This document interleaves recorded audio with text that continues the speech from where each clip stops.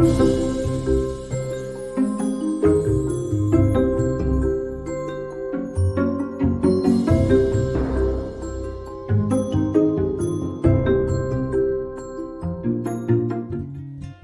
up everybody? Today's tutorial will be learning how to convert fraction to decimal by changing the denominator.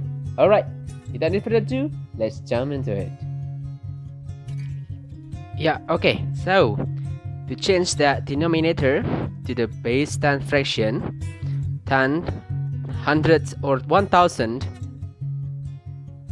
there's very simple things to do. So let's make a half here. And we want to make the denominators into that base 10 fraction. So we'll start with the smaller denominators. It is 10. So let's see. 2 becomes 10 because you multiply with 5. Because the denominator multiplied with 5, so 1 will be multiplied with 5. And then you'll get the numerator is 5. And by that, we know that 5 tenths equal to 0.5. So that's how it works with the first example. Now let's go to the next example. If we have 1/4, can we make 4 into 10? That's impossible for us. There's no multiplication of 4 to get 10. So 10 cannot be used. So we can move to hundreds. With hundreds, we can make 4 by multiplying it with 25. And also the numerator with 25. So 1 times 25, it is 25. And you'll get 25 over 100. And you know the decimal for this is 0.25. Next, I'll give you another example. So here you go. The next is 2 20ths. 2 20ths. Yep, 10 will not work with that. We will not divide it. So we'll move to the next base 10. It is hundredths.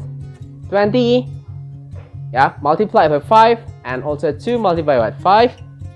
We get 10. So 10 hundredths. Or in the decimal, you know it as 0.1. Okay, let's move. In the next example here, it will be a little bit different with before. It is 1/8. So let's check first with 10. Can you get multiplication 8 to get 10? Of course no. How about hundreds? No. And then what about 1000? Yes, I think we can use the 1000 here. So we use the multiplication of 8 times 125. You may check it later.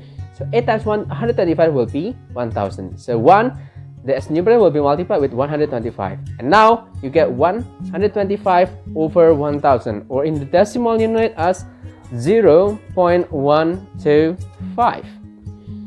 So all of this changing, you can memorize it using this table. So later on, each time you see these denominators, for example 2, so you know that you have to multiply with 5 to get a base 10 fraction.